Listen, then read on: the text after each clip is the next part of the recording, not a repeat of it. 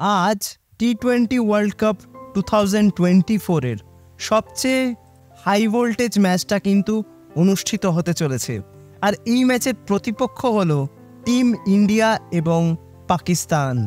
এই দুই দেশ পরস্পরের মুখোমুখি হওয়া মানেই কিন্তু একটা আলাদা উন্মাদনা, আলাদা উদ্দীপনা। এই দুটি দেশ পরস্পরের মুখোমুখি হওয়া মানেই একটা হাড্ডাহাড্ডি লড়াই। সবই ঠিক আছে, কিন্তু কথা হলো যে দলটা এইবারই প্রথম টি-20 ওয়ার্ল্ড কাপে খেলার সুযোগ পেয়েছে, যে দলটা আগে হয়তো কোনোদিন ক্রিকেটই খেলেনি সেরকমভাবে, তাদের কোনো অভিজ্ঞতাই নেই, বিভিন্ন দেশের হয়ে একসময় খেলা কিছু প্লেয়ারদের নিয়ে কিন্তু এই দলটা নিজেদের স্কোয়াড সাজিয়েছে। আর সেই রকম একটা অনভিজ্ঞ দলের কাছে পরাজিত হয়েছে কারা? না পাকিস্তান, যাদের কাছে নাকি রয়েছে সব পাখা পাখা বোলার। মোহাম্মদ আমির, শাহিন শাহ আফ্রিদি, হারিস রাউফ, আরও কত সব বোলার টোলার আছে।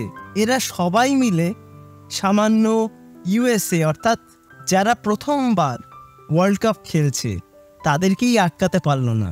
আর এবার তারা মুখোমুখি হতে চলেছে কিন্তু টিম ইন্ডিয়ার। মানে খেলাটা কীরকম হবে সেটা কিন্তু আগেভাগে খানিকটা বোঝা যাচ্ছে। ফিল্ডিং সেটা নিয়ে বা কী বলবো। ইউএসএর বিরুদ্ধে ম্যাচে একটা ফিল্ডিং আমি দেখলাম, সেটা হচ্ছে একজন ইউএসএ ব্যাটারের একটা বল এজ হলো এবং সেটা উইকেট কিপার এবং ফার্স্ট স্লিপের মাঝখান থেকে 4 হয়ে গেল। দুজনেই দাঁড়িয়ে দাঁড়িয়ে দেখলেন। তো একটা টিমের তো ফিল্ডিংয়ের এই অবস্থা, প্লাস তারা প্রথম ম্যাচটা হেরে গেছে, এমতো অবস্থায় তারা খেলতে নামবে টিম ইন্ডিয়ার বিপক্ষে। তার মধ্যে টিম ইন্ডিয়া তাদের প্রথম ম্যাচে কিন্তু যে ওপেনিং পেয়ারটাকে নামালো তারা কিন্তু রোহিত শর্মা এবং বিরাট কোহলি। মানে তোমরা বুঝতে পারছো এই দুজন ব্যাটসম্যান যদি সেট হয়ে যায় তাহলে পাকিস্তানি বোলারদের কি অবস্থা হবে। মোহাম্মদ আমির, তার নাকি প্রচুর এক্সপিরিয়েন্স।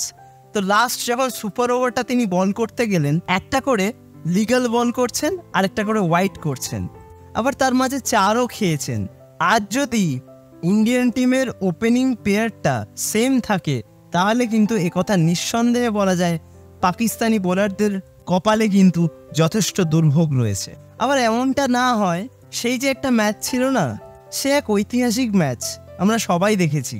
কেউ ভাবেনি যে ওই ম্যাচটা ইন্ডিয়া জিতে যাবে, কিন্তু বিরাট কোহলি একটা অসাধারণ ইনিংস খেললেন, ম্যাচটা জিতিয়ে দিলেন। এবং শেষ বলে কিন্তু রবিচন্দ্রন অশ্বিন একটা 4 মেরে উইনিং রানটাও করে ফেলেছিলেন। বুঝতে পারছো আমি কোন ম্যাচটার কথা বলছি? আশা করি সবাই বুঝতে পারছো, সবাই ওই ম্যাচটা আমরা দেখেছি। তো সেই ম্যাচে একটা শট ছিল, হারিস রাউফকে বিরাট কোহলি মেরেছিলেন। হারিস রাউফ শটটা না জাস্ট দেখছিল, আর কিছু করার ছিল না। ওই লেভেলের একটা শট যেটা স্ট্রেট তার মাথার উপর থেকে 6 হয়ে গিয়েছিল, তিনি কিন্তু দাঁড়িয়ে দাঁড়িয়ে শুধু শটটা দেখছিলেন। আজকের ম্যাচেও কিন্তু হয়তো এরকম পরিস্থিতি আমরা বারবার দেখব। বারবার বিরাট কোহলি আর রোহিত শর্মা হয়তো এই পাকিস্তানি বোলারদের তুলোধনা করবেন, আর তারা শুধু অসহায়ের মতন দাঁড়িয়ে দাঁড়িয়ে দেখবেন।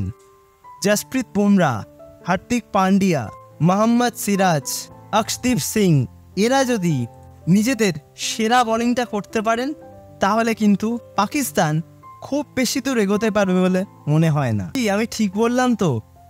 কতজন আমার সঙ্গে একমত প্লিজ কমেন্ট সেকশানে কিন্তু জানিও। সবশেষে বলবো, আরও একবার টিম ইন্ডিয়ার বিধ্বংসী ব্যাটিং এবং দুরন্ত বোলিং দেখার অপেক্ষায় রইলাম। আর এই ম্যাচটার পরে হয়তো প্রচুর টিভি ভাঙা হবে না, তবে সেটা ইন্ডিয়ায় নয়, অর্থাৎ ভারতবর্ষে নয়, অন্য কোনো একটা দেশে। তো আজকের ম্যাচ নিয়ে তোমাদের কি মতামত আমাকে কিন্তু অবশ্যই কমেন্ট করে জানিও। আর ভিডিওটা যদি ভালো লাগে লাইক, কমেন্ট, শেয়ার এবং সাবস্ক্রাইবটা অবশ্যই করে দিও। তো তোমরা ভালো থেকো, সুস্থ থেকো, দেখা হবে আবারও পরবর্তী ভিডিওতে, নতুন কোনো দিন, নতুন কোনো সময়।